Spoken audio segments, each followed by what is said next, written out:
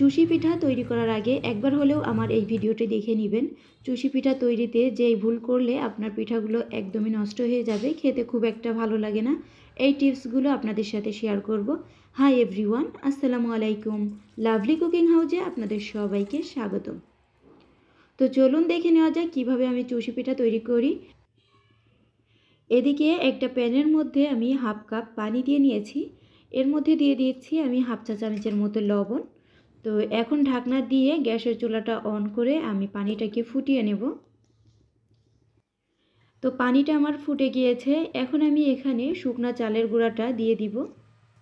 আপনারা চাইলে এখানে বাজারে কিনতে পাওয়া যায় যে শুকনা চালের গুঁড়া আছে, এটা দিয়েও আপনারা করে নিতে পারেন। তো এখন একটা চামচের সাহায্যে আমি খুব সুন্দর করে এগুলো নেড়ে চেড়ে দিব। এই গুঁড়িটাকে কিছুটা সময় নিয়ে সিদ্ধ করে নিতে হবে। আপনি যখন এই গুঁড়িটাকে খুব ভালোভাবে সিদ্ধ করে পুরো আটাটাকে খুব ভালোভাবে মথে নিতে পারবেন, আপনার চুষি পিঠাগুলো কিন্তু এমনিতেই খুব সুন্দর হয়ে যাবে। আপনি যদি পারফেক্টভাবে এই আটাটাকে সিদ্ধ করে নিতে পারেন, তাহলেই কিন্তু আপনার পিঠাগুলো পারফেক্ট হবে। তো এই পর্যায়ে আমি চুলার জালটাকে মিডিয়ামে রেখে এগুলোকে নাড়িয়ে চাড়িয়ে নিচ্ছি। এগুলো আঠালো আঠালো ভাব হলে আমি নামিয়ে নেব। তো সিদ্ধ করা আটা নামিয়ে আমি খুব ভালোভাবে মথে চুষি পিঠাগুলো তৈরি করে নিয়েছি। এখন আমি দুধটাকে জাল করে নিব। এদিকে আমি 1 লিটার দুধ দিয়ে নিচ্ছি। আপনারা চাইলে আরও বেশি দুধ দিয়ে নিতে পারেন। এখানে আমি 1 লিটার দুধ দিয়ে চুষি পিঠাটা তৈরি করে নিব। তো দুধটাকে খুব ভালোভাবে চুলার জালটা মিডিয়ামে রেখে আমি জাল করে নিব। দুধটা জাল করার সময় আপনারা অবশ্যই খেয়াল রাখবেন যেন তলানিতে লেগে না যায়। এখন আমি এখানে দিয়ে দিচ্ছি একটা তেজপাতা, 2টা দারচিনি 2টার আমি মুখটাকে ফাটিয়ে দিয়েছি। দুধটা আপনারা যখন জাল করবেন কিছুটা সময় পর পর দুধটাকে একটু নেড়ে চেড়ে দিবেন।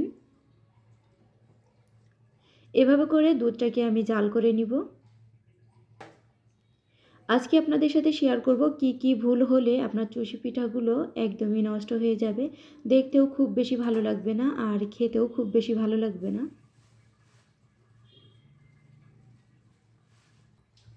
তো দুধটাকে আমি কিছুটা সময় নিয়ে জাল করে নেব। যখন দুধটা অনেকটাই কমে আসবে তখন বুঝে নেবেন আপনার দুধটাকে খুব ভালোভাবে জাল করে নেওয়া হয়ে গিয়েছে।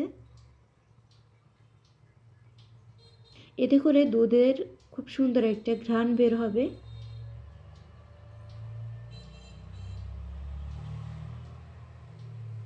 তো আমি দুধটাকে বেশ কিছুটা সময় নিয়ে জাল করে নিয়েছিলাম। আপনারা যখন দুধটাকে জাল করবেন খুব ভালোভাবে জাল করে নেওয়ার পর একটা সাইডে রেখে দিবেন। অন্য একটি পাত্রে আপনি যেই পরিমাণ চুষি পিঠা রান্না করবেন ওই প্রয়োজন মতো পানি নিয়ে নেবেন। পানিটা ফুটিয়ে নিয়ে ওখানে খেজুরের গুড়টাকে খুব ভালোভাবে জাল করে নেবেন।